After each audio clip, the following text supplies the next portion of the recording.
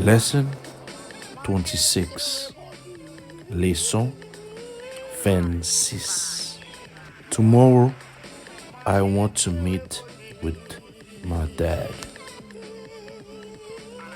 Mwen vle renkontre ak papa mwen demen.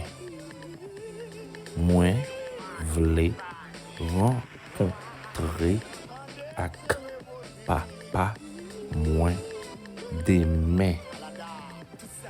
Tomorrow, I want to meet with my dad. I don't understand this expression. Mwen pa kompran ekspresyon sa. Mwen pa kompran ekspresyon sa. I don't understand this expression. Would you like to drink tea or water? Eske ou ta reme bwe thé ou bien l'eau? Eske ou ta reme bwe thé ou bien l'eau?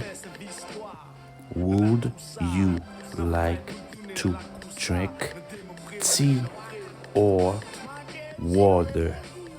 What would you like to eat this evening? Ki sa ou ta reme manje aswea? Ki sa ou ta reme manje aswea? What would you like to eat this evening? Have you eaten enough? Eske ou manje ase? Eske ou manje ase? Have you eaten enough?